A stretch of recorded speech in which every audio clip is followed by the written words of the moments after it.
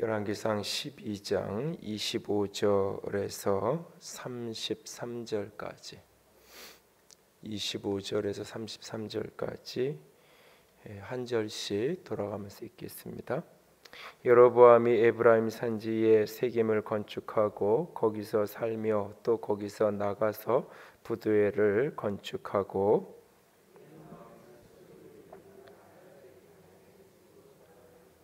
만일 이 백성이 예루살렘에 있는 여호와의 성전에 제사를 드리고자 하여 올라가면 이 백성의 마음이 유다 왕 된 그들의 주 르호보암에게로 돌아가서 나를 죽이고 유다의 왕 르호보암에게로 돌아가리로다 하고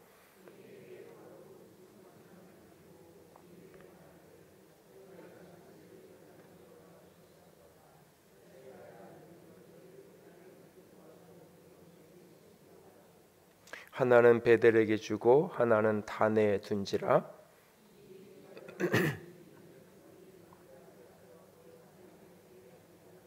그가 또 산당들을 짓고 레위 자손 아닌 보통 백성으로 제사장을 삼고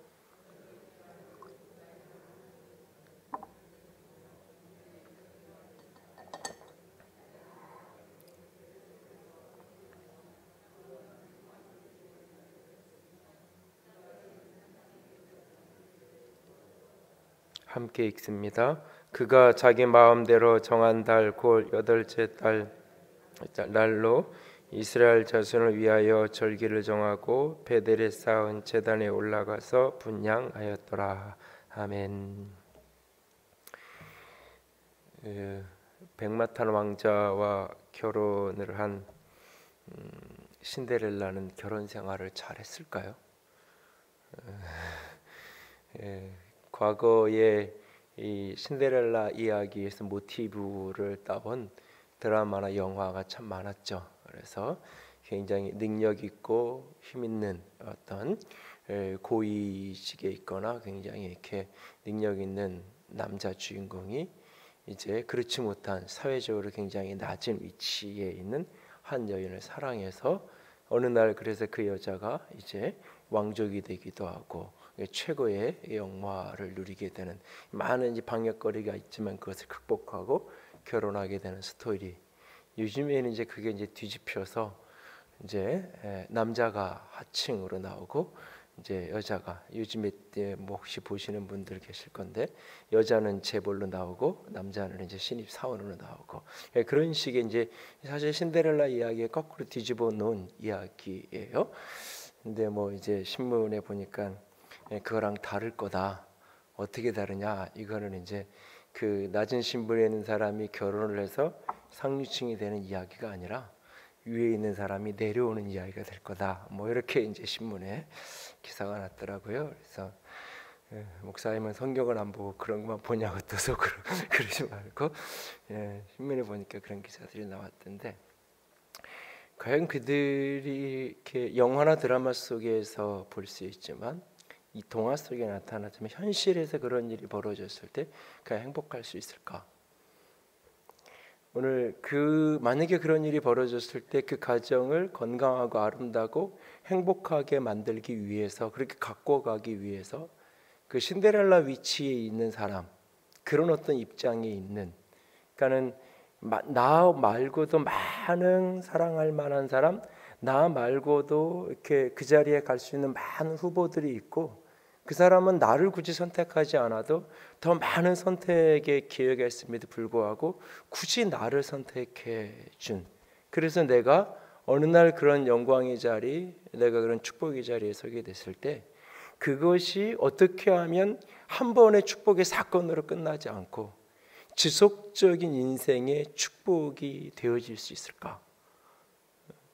그 부분에서 내가 만약에 그런 위치가 되었을 때 신데렐라 입장이라면 나는 어떻게 내 삶을 갖고 가야만 그 행복을 그 축복을 그 영광을 지속적으로 누리는 인생을 살아갈 수 있을까?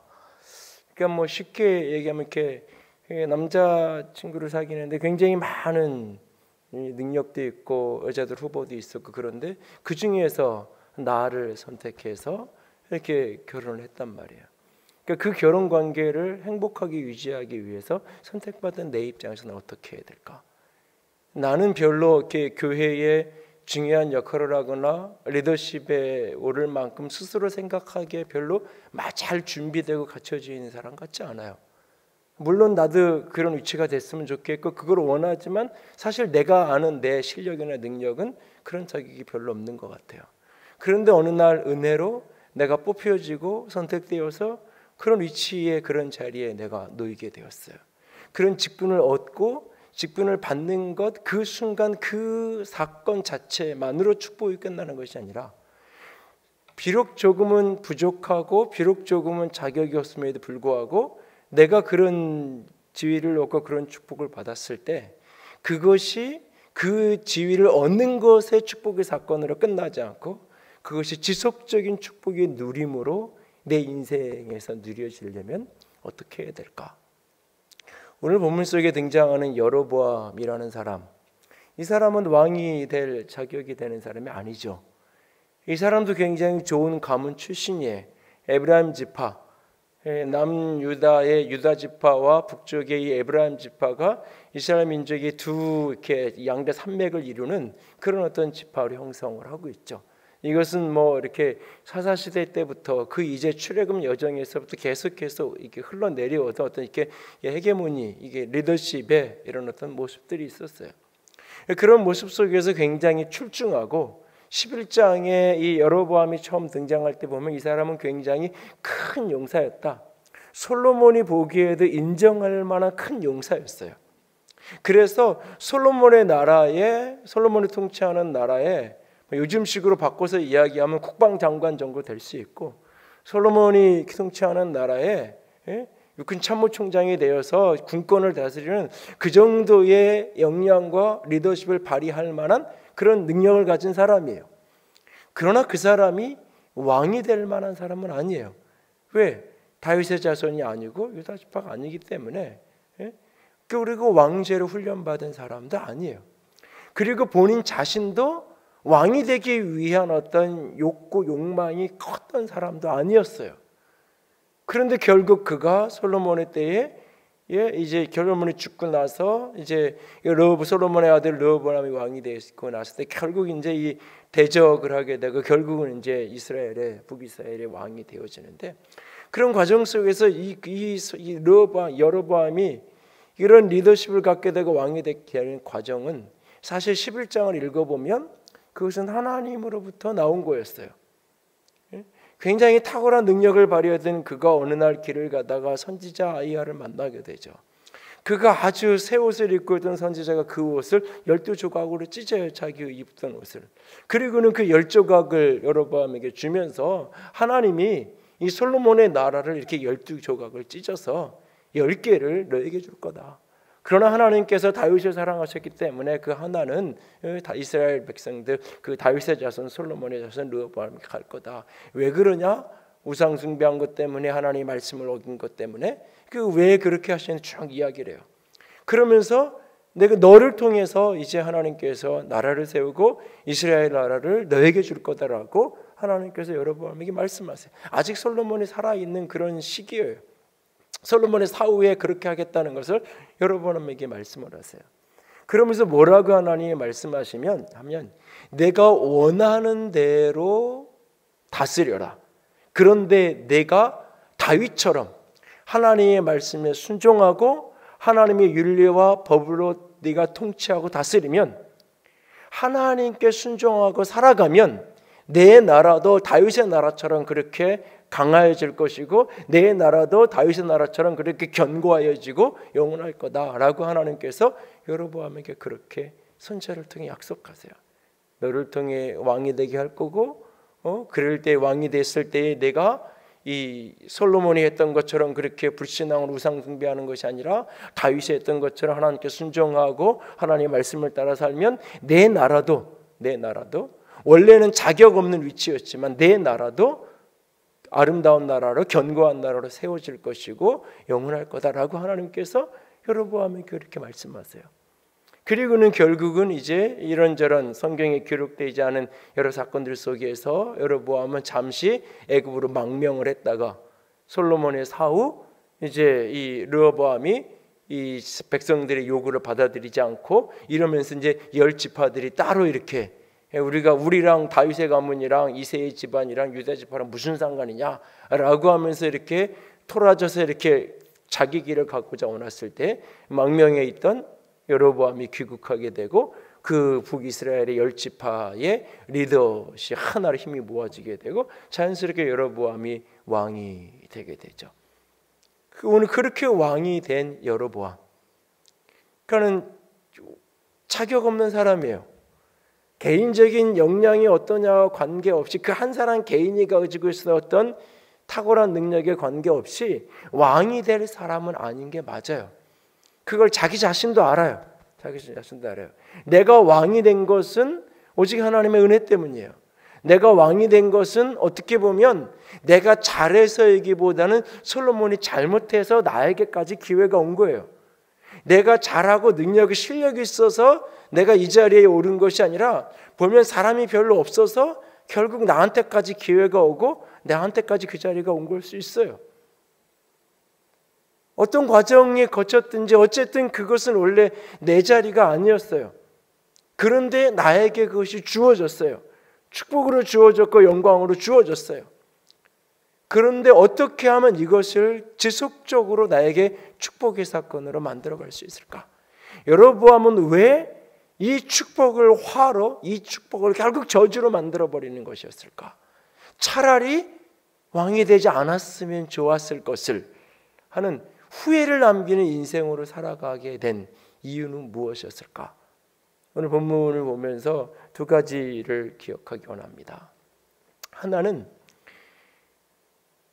끊임없이 내가 은혜 받은 자라는 사실에 대한 감격과 감사를 잃어버리지 않아야 되는데, 내가 은혜 받은 자라는 그런 사고, 그래서 그 속에서 흘러나오는 감사의 마음, 감사의 태도, 이것을 갖기보다는 여로보암은 끊임없이 자신의 자격 없음을 생각하면서 끊임없이 자기를 치장하고 덮기 원했고, 그러면서 끊임없이 패배자의 사고방식, 끊임없이 나는 버림받을 수 있다는 그 불안과 두려움의 사고방식 속에서 스스로 근거 없는 추론을 하게 되고 근거 없는 상상을 하기 시작을 해요.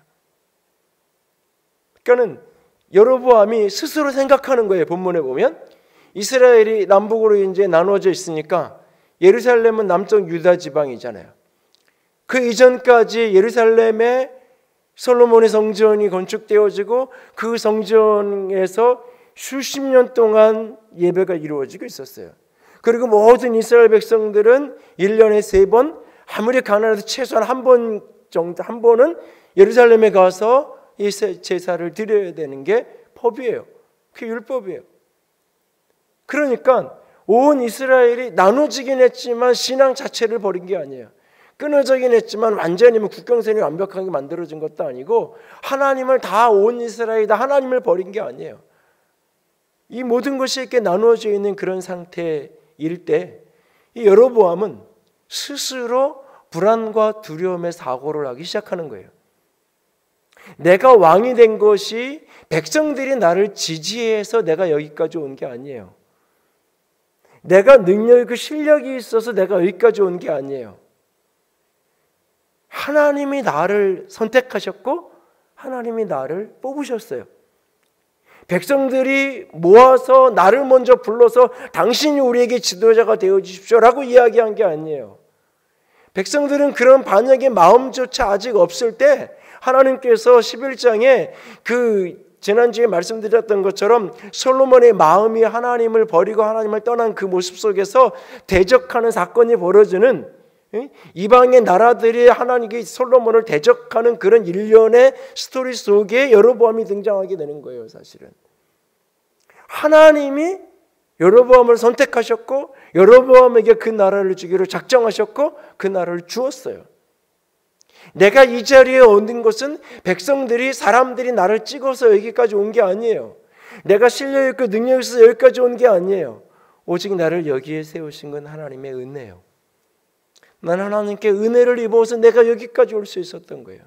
그 은혜 받은 자의 감사, 은혜 받은 자의 기쁨, 은혜 받은 자의 즐거움 속에 오늘을 살아가면 돼요.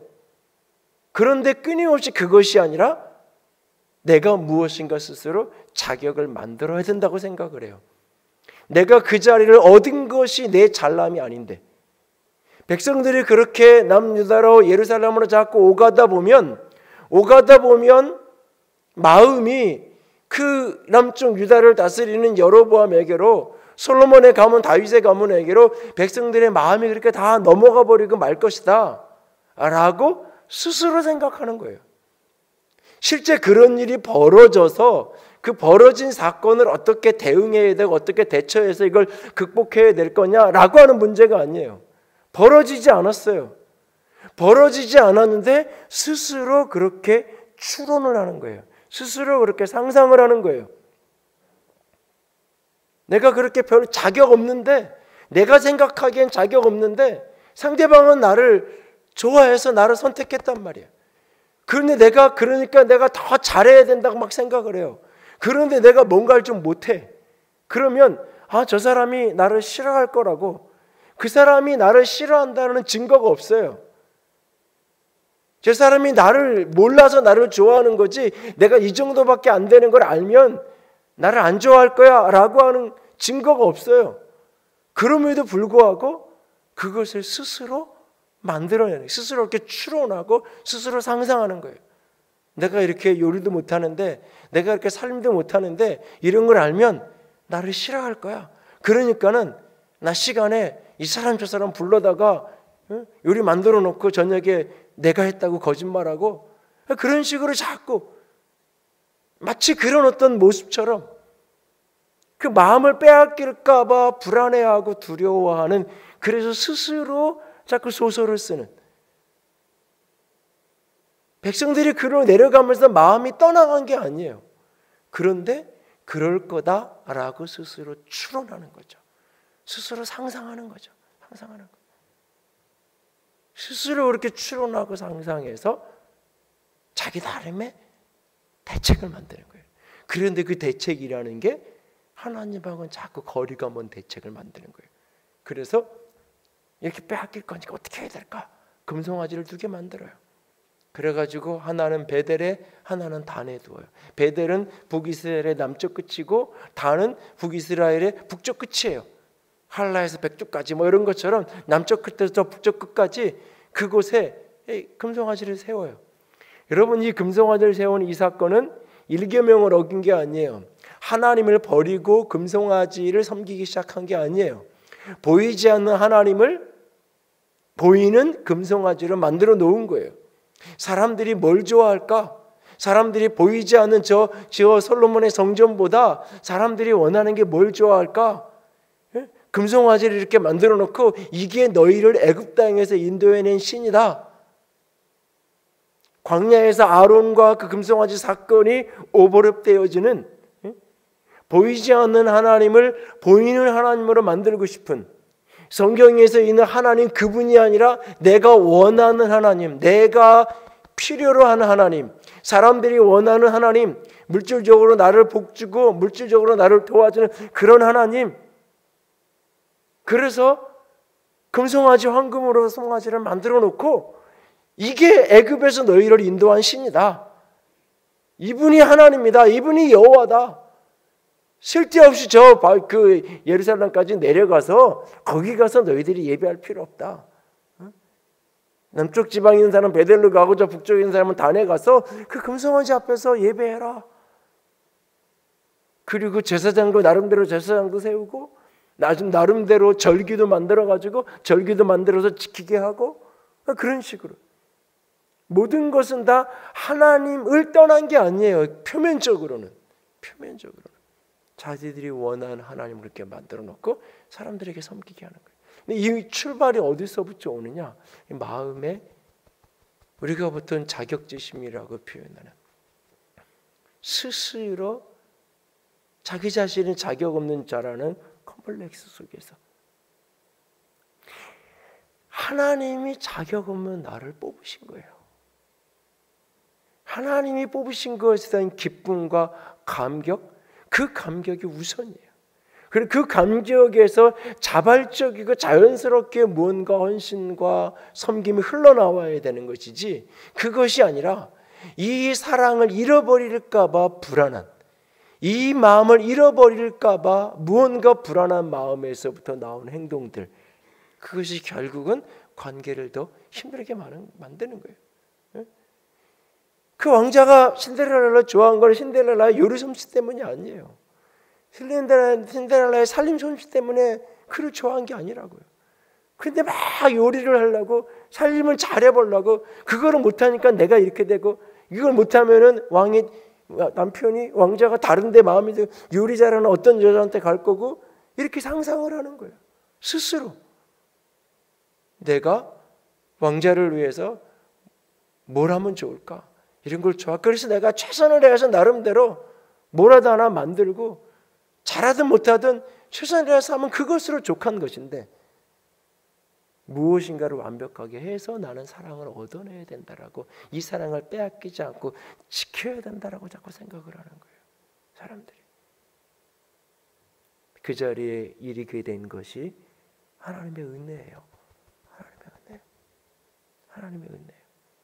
은혜로 내가 그 자리에 선 사람들이 자꾸 자기 노력으로, 자기 수단으로, 자기 방법으로 그 자리를 지키려고 해요. 그러면 그것이 이제 초라해지기 시작하고, 그것이 화가 되기 시작하는 거예요. 나 부족한 거 맞고, 인정 없는 거 맞아. 그러나 하나님이 나 좋아하시고, 하나님이 나 인정하시고, 나 유다지파 아닌 거 맞고, 나 다윗의 혈통 아닌 거 맞아. 하나님이 나를 선택하셨다라는 큰 믿음. 앞에 이야기 보면 21절 이하에 보면, 이 여로보암이 그렇게 나라를 이렇게 북이 나눌 때에 르호보암이 군대를 모으고 수십만의 군대가 모여가지고 이제 여로보암과 전쟁을 하려고 그러잖아요. 그때 하나님의 사람 스마야가 나타나서, 아니다, 너희 형제끼리 이스라엘과 싸우지 마라. 이것은 나로부터 말미암은 거다. 하나님으로부터 말미암은 거다. 여호와로부터 말미암은 것이다. 그러니까 너희들이 싸우지 마. 그래서 다 되돌아갔잖아요.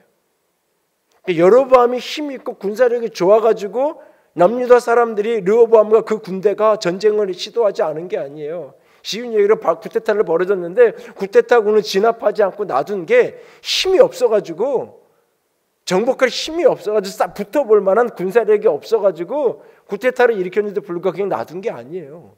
하나님이 진압하러 가려는데, 이거 나로부터 말미암은 거야. 너희들이 싸우지 마. 라고 하나님의 선지자를 통해, 사람을 통해서 말려주신 거예요. 그래서 편안하게 쉽게 왕이 될 수 있었던 거예요. 여로보암은.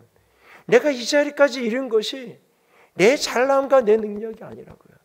그런데 자꾸 어느 순간부터는 은혜를 잃어버리고, 내가 은혜 받은 자의 그 감사와 기쁨과 감격을 잃어버리고, 자꾸 무엇인가를, 내가 구원받은 것, 성경은 이방인들에게 구원이 온 것이 이스라엘의 불순종 때문이었다고까지 로마서는 이야기하잖아요. 이스라엘이 하나님을 거역했기 때문에, 그래서 그 복음이 이방인에까지 흘러온 것이라고 말하잖아요. 내가 구원받고 내가 하나님의 자녀가 된 것이 내 잘남과 내 능력 때문이 아니에요. 오직 하나님의 은혜 때문이에요. 그래서 하나님이 나를 먼저 사랑하신 거예요.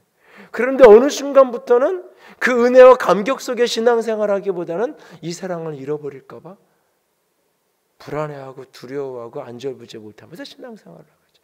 내가 무언가를 봉사를 잘하고, 내가 하나님에서 무언가를 잘할 때는 하나님이 나 사랑하시는 것 같고, 그렇지 못할 때는 하나님이 나를 별로 좋아하지 않는 것 같고, 사랑하지 않는 것 같고. 아니에요. 내가 죄인 될 때, 원수 될 때, 아무런 쓸모없는 연약한 존재일 때 나를 사랑하신 분이에요. 그 은혜 받은 자의 그 감격과 마음을 늘 잃어버리지 않는 것. 이것이 인생에 내가 이룰 수 없는 자리, 잡을 수 없는 기회를 잡은 사람이 그 축복을 누리는 길이에요. 근데 많은 사람들이 이걸 놓쳐요, 자꾸. 자기가 자격 없음에도 그 자리에 된 거를 사실은 자기 자신이 가장 잘 알아요. 그럼에도 불구하고 그래서 그걸 자꾸 속이려고 그래요. 내가 보기에도 내가 자격 없어. 이걸 다른 사람이 알지 못하게 하고 싶어서. 이걸 끊임없이 누군가에게 감추고 싶어서. 이걸 자꾸 덮으려고 그러는 거예요. 가리려고 그러는 거예요. 그러다가 안 되면 제가 언제도 얘기했죠. 자꾸 이렇게 이혼하자 신혼초에나 이렇게 먼저 말 꺼내는 사람은 본인이 버림받을까 봐 두려워서 하는 거라고요. 진짜 이혼하고 싶고 이 여자랑 못 살게 하고 이 남자랑 못 살겠어서 이혼하자는 게 아니라 습관적으로 자꾸 그럴 만한 이혼을 입에 올릴 만큼의 심각한 사건이 아님에도 불구하고 자꾸 이혼을 언급하는 것은 거의 99% 자신이 버림받을까 봐 두려워서 자기가 먼저 차는 그런 심리를 자꾸 그 이야기를 꺼내는 거예요. 그러면 그럴 때마다 상대방은 아니라고 그걸 듣고 싶은 거예요. 그런데 어느 날 그래 이혼하자. 그러면 이제 벙찌는 거죠. 이제 그러면 법원 가자. 이러면 이제 당황하는 거예요. 그때는 자기가 계속 얘기했으니까 안 된다고 말은 못 하겠고 상황이 내몰리는 거예요. 사실은 은혜 받은 자라는 걸 자꾸 잃어버리고 내 자격과 조건을 자꾸 내세우고 그 불안감 속에 불필요한 소설을 쓰니까 교회 속에서도 마찬가지예요. 자꾸 불필요한 소설을 써요.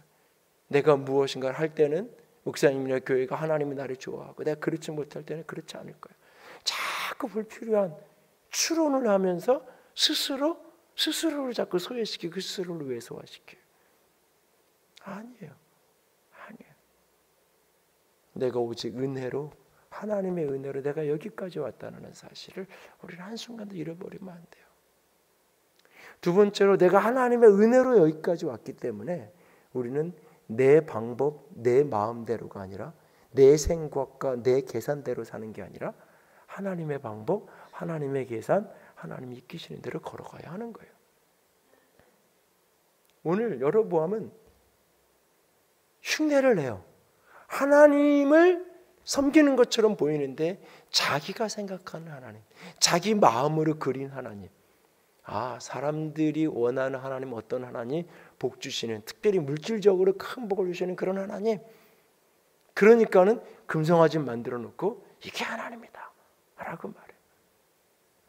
레위인들만 제사장을 세우면 레위인들이 불필요한 권력을 휘둘릴 수 있을 것 같고 레위인들도 결국은 이 이스라엘 전역의 남북 지역의 전체에 흩어져 있으니까 이 남쪽에 있는 레위인들하고 어떻게 보면 네트워크가 되고 연결될 수 있을 것 같고 그러니까 제사장을 세우기는 세우는데 레위인들이 아닌 일반인들 중에서 제사장을 세워요. 절기를 만드는데 유월절, 초막절 이런 절기들을 만드는데 이 원래 있었던 절기와 근접하게 비슷한 시즌에 조금 엇갈려가지고 자기 마음대로 이렇게 비슷하게 흉내를 내는 거예요. 비슷하게 만들어 놓는 거예요. 다 자기 마음대로. 그래서 멀리서 보면 하나님을 섬기는 것처럼 보여요. 멀리서 보면 하나님을 위하는 것처럼 보여요. 그런데 다 자기를 위한 거예요. 자기 왕권을 세우기 위해서, 자기 리더십을 잃어버리지 않기 위해서, 자기를 위해서. 자기 마음대로. 그런데 오늘 본문은 분명하게 우리 대비시키면서 보여주고 있어요. 33절에 그가 자기 마음대로 정한 달, 자기 마음대로 정했다고 이야기하고 위에 24절은 여로보암의 이야기가 시작이 된 24절 중간에 보면 이 일이 나로 말미암아 난 것이라. 하나님이 이 모든 일이 나로 말미암아 난 것이다. 내 말씀을 듣고 따라가라 라고 하나님이 말해요. 그럴 때에 르호보암과 그 군대는 들었어요. 르호보암은 자기 마음대로 분명히 하나님께서 선지자를 통해 말씀을 주셨는데 왜 이 나라가 망했는지, 왜 이렇게 될 수밖에 없었는지, 왜 솔로몬이 그 나라를 잃어버릴 수밖에 없었는지 하나님을 따르고 하나님의 말씀을 따르는 것이 아니라 자기 좋은 대로 따랐기 때문에 자기가 원하는 하나님, 자기 하고 싶은 대로, 자기 생각대로, 자기 원하는 대로. 그래서 마음이 하나님께로부터 멀어졌잖아요. 마음이 하나님께로 돌아섰잖아요. 여로보암에게도 분명히 기회의 문은 열려 있었어요. 하나님을 온전히 순종하면 주의 윤례와 규례를 지키면 내 나라를 세우고 견고하게 하시겠다고 분명히 하나님은 약속하셨어요. 근데 그가 자기 마음대로 자기 나라를 세우려고 하죠. 결국 그는 불행한 인생이 될 수밖에 없는 거예요. 하나님의 원리를 따라가고 하나님의 말씀을 쫓아가야 되는데 이걸 잃어버리니까. 하나님의 은혜를 아는 사람은 하나님의 방법을 따라가는 거예요. 하나님의 은혜를 아는 사람은 하나님의 이끄심을 따라가는 거예요. 하나님이 이끄시는 길이 무엇인지를 그 길을 따라가는 거예요. 교회가 오늘 이 말씀을 곰곰이 묵상하면서 참 여러 가지 생각이 다 이야기를 했으면 여러 가지 수많은 생각이 스쳐가요. 여기까지 오게 된 것이 하나님의 은혜예요.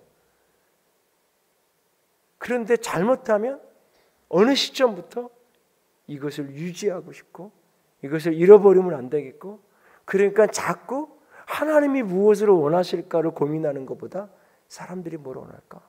사람들이 뭘 좋아할까? 어떻게 해야 사람들을 한 사람이라도 더 모을 수 있을까? 어떻게 해야 동네에 더 좋은 소문을 낼 수 있을까? 그게 틀린 이야기는 아니에요. 우선순위가 뒤집어지면 심각한 문제가 생기게 돼 있어요. 하나님이 은혜를 여기까지 주신 거예요.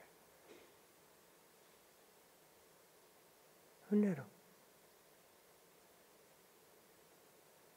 지난주 토요일 날 신방을 하다가 안양에 이렇게 안양 예술공원인데 쪽에 쭉 지나가다가 우리 교회 이 땅을 팔았던 그 교회 이렇게 건물 앞을 이렇게 차를 운전하고 그게 지나가다가 참 많은 생각이 들더라고요. 거기 장로님 만나면 지금도 이렇게 어쩌다 한 번씩 만나면 왜 그때 그 땅을 팔았는지 목사님에게 사라 그랬는지 지금도 자기는 이해가 안 된다고. 그러면서 얘기를 해요. 왜? 거기는 돈도 있었거든요. 땅 살 돈을 갖고 있으면서도 이걸 안 사고 땅 살 돈도 없는 우리한테 사라 그래가지고. 그러니까 자기도 그런 본인들도 이건 하나님이 하늘의 귀에 주신 거지. 하나님이 그렇게 하신 거예요. 은혜를 기억하고 하나님이 지금 원하시는 게 뭘까? 우리에게 어떤 길을 가기 원하실까? 그 질문 속에서 길을 찾아가야 되는데, 그래서 우리가 하기 원하는 게 무엇일까를 묻고 걸어가야 되는데 어느 순간부터 잘못하면 가장 우선순위가 어떻게 하면 빚부터 갚지? 이게 가장 먼저 우선순위가 될 수 있어요. 갚아야 돼요. 그러나 그게 첫 번째 순위가 되면 안 돼요. 잘못하면 그것이 우선순위가 되면 어느 날부터 이제 순서가 뒤집히게 되니까. 하나님께서 우리에게 원하시는 게 뭘까? 하나님 앞에서 우리가 어떻게 걸어가기를 원하시나?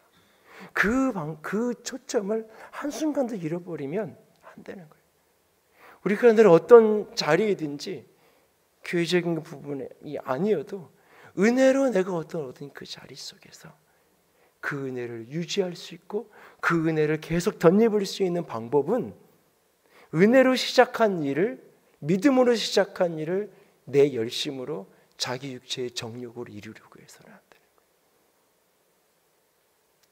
거예요. 은혜로 시작한 그 일을 어떻게 하면 은혜를 잃어버리지 않을 수 있을까? 그건 무엇이냐? 어떻게 하는 게 주께서 원하시는 길인가? 끊임없이 묻는 거예요. 묻고 또 묻고 묻다가 때로는 분별을 잘못할 수도 있어요. 때로는 그래서 돌아가는 길을 갈 수 있어요. 그래도 오늘 아침에 나눴던 큐티 본문이 하나님이 다윗의 인생을 이야기하면서 그러시잖아요. 우리아의 그 일 외에는 범죄한 일이 없었다. 잘못한 게 없다. 근데 우리아의 일 외에는 하지만 그게 사실 그냥 덮어줄 수 있는 일이에요? 그런 일이 아니잖아요. 그게 그냥 우리아의 일 외에는 그냥 이 정도로 이렇게 치부하고 이렇게 어떤 한 사람의 인생을 회상하는데, 여러분이 이게 성경의 이야기고 하나님이 다윗을 그렇게 무조건적으로 편을 드니까 우리가 입을 뻥끗 못하는 거지. 우리 주변에 어떤 사람이 있는데 그런 짓을 한 사람이 있다면 누군가의 남편을 죽이고 그 여자를 빼앗아서 그런 일을 한 사람이 있다면 아무리 그 사람을 내가 좋아해도 아무리 내가 그 사람을 내가 지지해도 사실은 계속해서 그 지지를 유지하는 게 쉬운 일이 아니잖아요. 근데 하나님은 그렇게 하시잖아요. 때로는 인생을 살다가 하나님 앞에 은혜를 잊지 않고 걸어가다가 실수하고 쓰러지시고 넘어질 수 있어요. 그래도 다시 주의 은혜를 붙들고 엎드리면 하나님은 기회를 주시고, 그래서 그 잘못 때문에 죄 때문에 돌아갈 수는 있어도 버리진 않는 거예요. 돌아갈 수는 있어도 길을 잃어버리진 않는 거예요. 다시 그 길을 찾아가게 하시는 거예요. 그게 하나님의 은혜예요. 그게 하나님의 은혜예요. 근데 우리는 하나님의 은혜를 끝까지 붙들려다가 쓰러지고 넘어질 수 있지만 어느 순간부터 은혜라는 것 자체를 잃어버린 채로 내 열심, 내 노력, 내 생각, 내 계획, 내 원함, 자꾸 그것만 남죠. 인간적인 수단과 방법만을 동원해요. 그러니까 여로보암의 이 25절에서 33절까지 이 내용을 보면요, 이걸 신앙적인 어떤 관점, 영적인 관점으로 들여다보면 이걸 잘못했다고 얘기할 수 있는 거지만, 이걸 냉정하게, 여러분들이 이 장면을 냉정하게 제3자의 시선으로 새롭게 내가 이렇게 왕이 된 어떤 이런 이렇게 이 정치적인 상황을 이해하면서 이렇게 이걸 이해해 보면 이해가 돼요. 후임자가 와서 전임자의 뭔가를 지우기 위해서 일부러 비교하고 상대화시키고 그쪽으로 못 가게 하고, 예루살렘 못 가게 사람들을 이렇게 만들고 여론들을 자기에게로 오게 하기 위해서 나름대로 제사장도 세우고 절기도 만들고, 이게 지금 머리가 보통 좋지 않으면 못할 일인 거예요. 이게 굉장히 탁월한 지략이에요, 이게 지금. 근데 제게 무너지고 넘어진다는 말처럼 탁월하게 지략을 쓰고 탁월하게 머리를 쓴 건데 하나님하고는 아무런 관련이 없는 거죠. 사람의 지혜가 하나님의 미련함을 이기지 못한다 그랬는데, 내 지혜, 내 능력으로 하나님의 지혜를 감히 이기겠다고 하나님이 분명 말했는데, 내 말을 지키면, 내 윤례와 법도를 따르면, 백성들의 여론이 클룩할지라도, 그래서 불안함이 있어도, 백성들이 저렇게 예루살렘 성전에 오가다 보면 온 백성들의 마음이 내게서 떠나서 다시 솔로몬의 아들 다윗의 가문으로 다 넘어갈 것 같은 이 내면의 불안함이 있어도,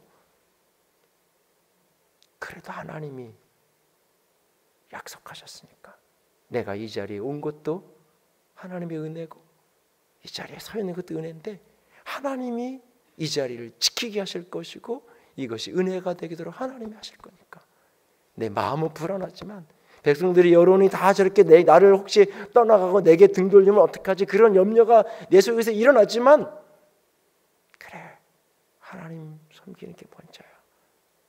정해주신, 하나님이 정하신 그 날짜를 따라 절기를 지키고 그 시즌을 따라 지키고, 하나님이 주신 그 성전, 하나님이 세우신 그 성전에 가서 예배하게 하고 하나님께서 세우신 거예요. 걸어가시는 거예요. 순종해 가는 거예요. 따라가는 거예요. 그때 하나님이 하나님의 일들을 해가시는 거예요. 하나님의 일들을, 하나님의 역사를 펼쳐가시는 거예요. 오늘 우리의 마음속에 다시 한번 이 여로보암의 모습을 들여다보면서 우리가 무엇인가 자격 없는 자에게 주어지는 은혜를 덧입었다고 여길 때 그 은혜 받은 마음이 한순간으로 끝나고 그 다음부터는 불안함과 두려움과, 왜 나는 자격 없는 사람인데, 나는 능력 없는 사람인데 이 자리에 왔으니까 이걸 잃어버리진 않을지, 이 자격 없는 거를, 이 부족한 실체가 드러나면 사람들이 등 돌리지는 않을까, 불안함과 두려움에 스스로 소설을 쓰고 추론에 의한 거짓된 사고를 끊임없이 하고, 그래서 끊임없이 상대를 괴롭히고 힘들게 하고, 아니요, 여전히 나는 은혜 받은 자라는 사실을 잊지 마시고요, 여전히 은혜 받은 자라는 그 마음의 소원, 그 마음의 감사를 잃어버리지 마시고, 은혜 받은 자가 바라보아야 될 것은 내게 은혜 주신 그분의 마음을 보면서 그분이 원하는 게 뭘까? 그분의 말씀을 듣고 그분이 이끄시는 데 따라가면 여전히 그 은혜가 나를 붙들 거고 여전히 그 은혜는 나를 영광의 자리에 서게 하실 것입니다. 그 믿음, 그 소망, 그 사랑 가지고 오늘도 은혜 받은 자로 살아갈 수 있기를. 한 번 은혜 받는 걸로 끝나는 것이 아니라 한 번 받은 은혜가 평생을 유지되어지는, 그것이 지속성을 가지고 은혜를 경험하며 살아갈 수 있는 저와 여러분이 될 수 있기를 주님의 이름으로 부탁을 드립니다. 이 시간 함께 찬양합시다. 하나님, 한 번도 나를 실망시킨 적 없으시고 영광이 멀서서 40번 언제나 공평과 은혜로 나를 지키셨네. 오 신실하신 주, 오 신실하신 주. 함께 고백하면서 찬양하면서 나아갑니다. 하나님 한 번도 실망시킨 적 없으시고 언제나 공평과 은혜로 나를 지키셨네. 지나온 모든 세월들, 지나온 모든 세월들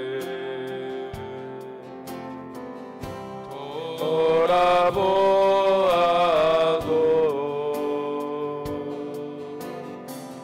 그 어느 것 하나 주의 손길 안 미친 것 전혀 없네. 오 신실하신 주, 신실하신 주, 오 신실하신 주, 내 너를 떠나주도 하늘에로 내 너를 버리주도 하늘에로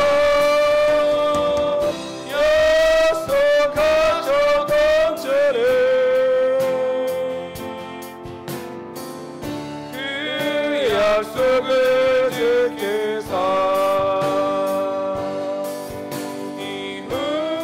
이후로도 영원토록 나를 지키시리라 확신하네.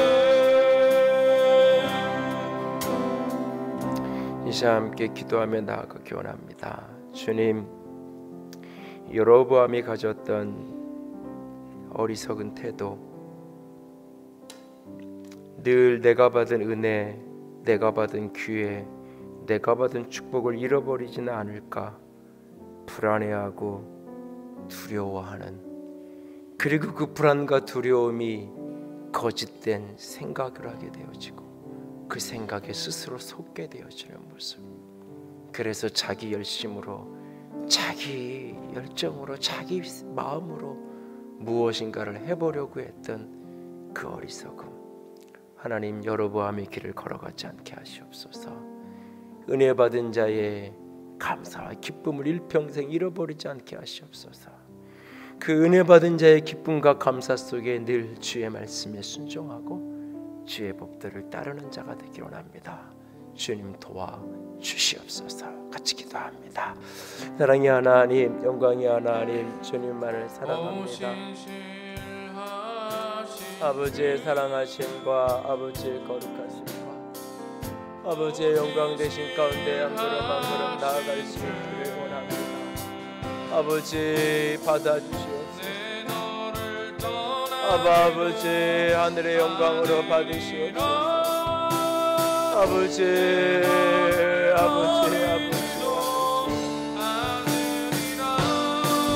은혜 받은 자의 감격, 은혜 받은 자의 기쁨, 은혜 받은 자의 영광이 우리 안에 가득 채워지게 하시옵소서. 끝없이 주님을 사랑하게 하시고 끝없이 주님만 의지하게 하시고 붙들게 하시고 주의 아름다우심과 주의 거룩하심과 주의 생명되심과 주의 사랑하심과 주의 아름다우심 가운데 아버지 한 걸음 나아갈 수 있도록 예 주님 도우시옵소서. 예 주님 도우시옵소서. 아버지의 거룩한 영으로 사로잡으시옵소서. 아버지의 사랑의 영으로 사로잡으시옵소서. 내가 은혜 받은 자입니다. 아버지 주의 말씀에 인도하신가 이끄심만을 따라 오늘을 걸어가기 원합니다. 아버지 도우시옵소서. 아버지 붙드시옵소서. 영광으로 생명으로 사랑으로 은혜로 아버지 붙들어 주시옵소서.